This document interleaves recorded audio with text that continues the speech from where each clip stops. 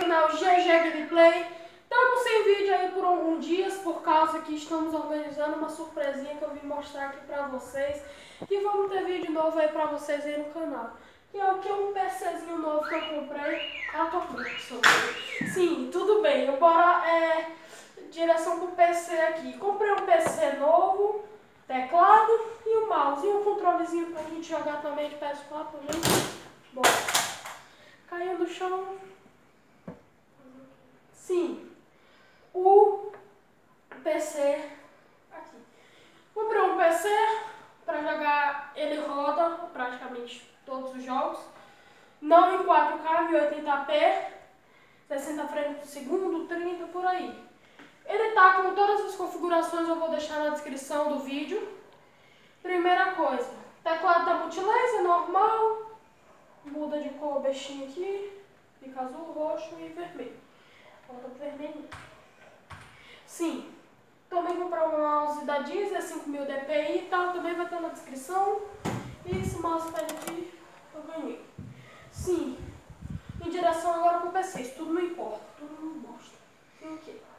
PC, gabinete da Striker, Aerocool, 3 entradas USB 2.0, uma entrada 3.0, botão de ligar, reset. Eu vou mostrar tudo isso pra vocês no vídeo aqui.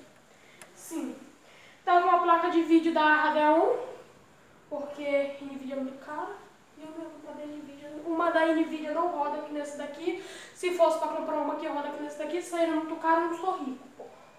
Sim, uma fonte da marca que eu não sei qual é também, que eu vou colocar na descrição a marca dela, 600 watts. O processador i5, um cooler do gabinete, duas memórias RAM de 8 GB e uma placa-mãe da ASUS, que eu também vou colocar tudo na descrição. O que eu pretendo otimizar nele? Colocar um SSD, que só tá com um HD de 1 TB. O que também? Colocar um water cooler ou um coolerzinho melhor do que esse do processador aqui, muito bom. E ele roda GTA V bacana e tudo. Vai ter mod de GTA V aí no canal, pode ouvir aí, que vai ter.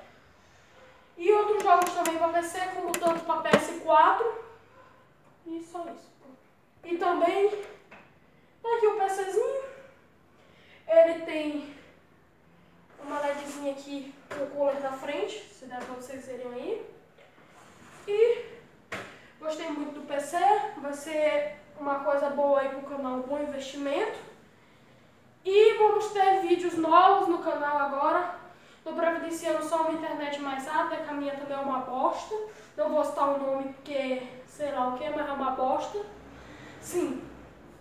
E vou colocar uma internet maior pra gente botar pelo menos 4 vídeos na semana no canal. Porque eu não tenho internet boa e essa é uma bosta.